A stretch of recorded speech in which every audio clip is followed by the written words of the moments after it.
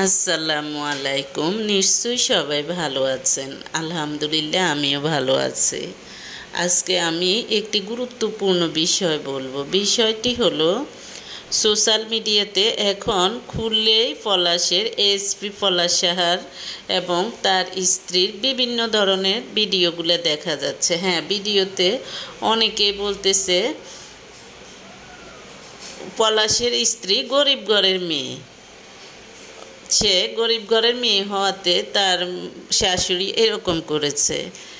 এ কথা ভুল। গরিব বলতে আপনি কাকে বুঝেন? শুধু টাকা পয়সা কটা হলেই তাকে গরিব বলে?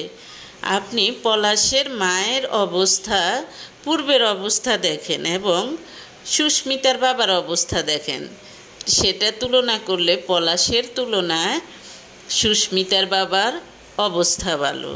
হয়তোবা পলাশ এখন যোগ্যতা সম্পন্ন হয়েছে, তার যোগ্যতা অনুযায়ী সে অনেক কিছু করতে পারে, কিন্তু করতে নাও পারতে পারে। এই যে দেখলেন, সে তার জীবনটা দিয়ে দিলে, এখন কি করতে পেরেছে?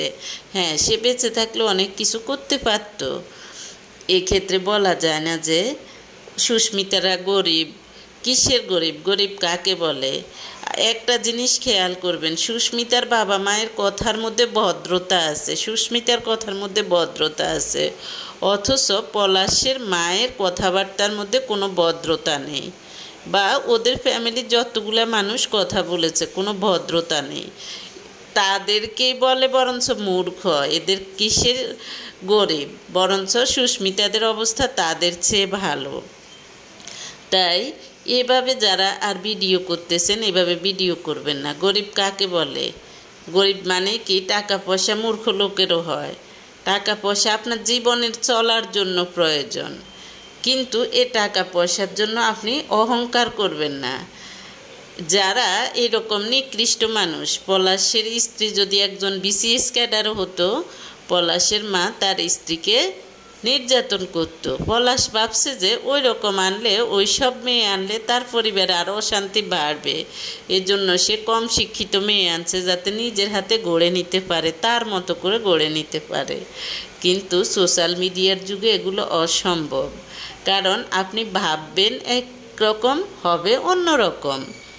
মেয়েও একবারে অপরিপক্ক না, মেয়েও পরিপক্ক। বরঞ্চ যদি আরও বেশি শিক্ষিত হতো, আমার মনে হয় না তারা এত পরিপক্ক হতো।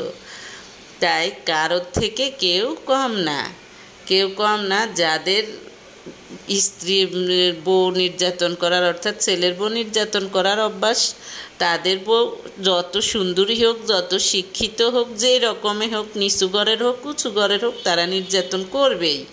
এ কথা মনে রাখবেন। তাদের ছেলের বউগুলো যেমনই হোক, তারা নির্যাতন করবে। আবার অনেক মা বাবা আছে নিজের সন্তানদেরকেও করে।